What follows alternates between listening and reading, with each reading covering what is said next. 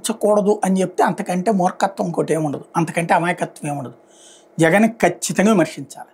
కాకపోతే కొన్ని పదాలు సాధ్యమైనంత వరకు అవాయిడ్ చేసుకోవడం బెటర్. రాష్ట్రం అంతా అద్భుతంగా ఉంది, అభివృద్ధి పరుగులు పెడుతోంది, సంక్షేమం ఎప్పుడూ అందనంత ఉంది, సంక్షేమ ఫలాలు అందిస్తున్నామని చెప్పండి. ఎప్పుడూ అందనంత అందుతోందని చెప్పద్దు. ఎందుకంటే నిన్నగా మొన్ననే చూశారు జనం, అప్పుడు సంక్షేమం ఎంత ఉంది ఇప్పుడు ఎంత ఉంది అన్నట్టు. అభివృద్ధి పరుగులు పెడుతోందని చెప్పండి, ఇంతవరకు ఎప్పుడూ లేనంత అని చెప్పకండి, ఎందుకంటే కళ్ళెదురుగుండా కనబడుతుంటుంది. అట్లాగే ఉద్యోగాలకి ఏది నిన్న మాట్లాడిన దాంట్లో నాకు ఆశ్చర్యం ఏమి అనిపించిందంటే, ఆ రోజుల్లో బ్రతకడానికి కూడా భయపడ్డారు ప్రజలు, ఇది పచ్చి అబద్ధం. మాట్లాడడానికి కూడా భయపడ్డారు ప్రజలు, పచ్చి అబద్ధం. ఎన్ని పచ్చిబూతులు మాట్లాడారు. చెప్పులు తీసుకొడతా, నా కొడకల్లారా రండిరా, కింద వేసి తొక్కి పడేస్తారా, ఇది మాట్లాడింది జగన్ గురించి ఆ రోజున వైఎస్ఆర్ కాంగ్రెస్ పార్టీ గురించి బహిరంగంగా. అప్పుడు ఎక్కడ భయపడ్డారు? అట్లాగే చంద్రబాబు నాయుడు కానీ లోకేష్ కానీ పోలీసులకు వార్నింగ్లు ఇవ్వలేదా? వైసీపీ కార్యకర్తల సంగతి తేలుస్తామని చెప్పలేదా? రెడ్ డైరీ అని రోజు స్టేట్మెంట్లు ఇవ్వలేదా? మరి అప్పుడు భయపడితే అట్లాంటి స్టేట్మెంట్లు ఇస్తారా? మరి భయపెట్టడం, అప్పుడు భయపడడం ఏంటి? ఇప్పుడు భయపెడుతున్నారు కదా.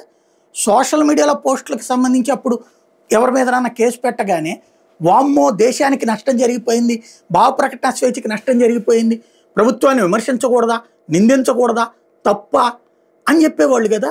ఇప్పుడు సోషల్ మీడియా పోస్టులకి బిఎన్ఎస్ 111 అనేసి ఒక ఆర్గనైజ్డ్ కేసు పెట్టేసేసి దాని మీద ఎంతమందిని వేధించారు, ఎంతమంది జైళ్లలో ఉన్నారు, ఇప్పటికి కూడా చిన్న పోస్ట్ పెట్టగానే కేసులు పెడుతున్నారే, అనేక రకాలైనటువంటి వేధింపులకు గురి చేస్తున్నారే.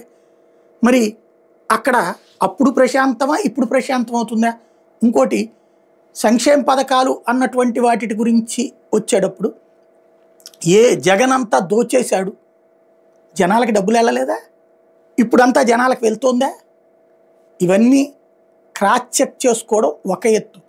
అన్నిటికంటే కీలకమైనటువంటి అంశం ఏంటంటే, ఎవ్వడిని అధికారంలోకి రానియని నేను, ఎదుటివాడి సంగతి తేలుస్తాను అనేటటువంటి మాటని ప్రజలు హర్షించరు.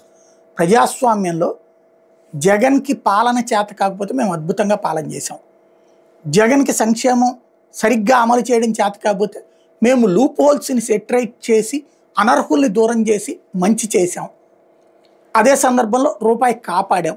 ఇట్లాంటిది జెన్యూన్గా చెప్పండి, జెన్యూన్గా మాట్లాడండి, ఏమన్నా జెన్యూన్గా చేసి.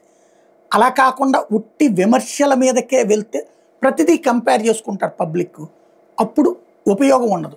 ఆలోచించుకుంటే బెటర్. లేదు మేము వెళ్తున్న ద్వారా కరెక్ట్ అనుకుంటే వాళ్ళ ఇష్టం.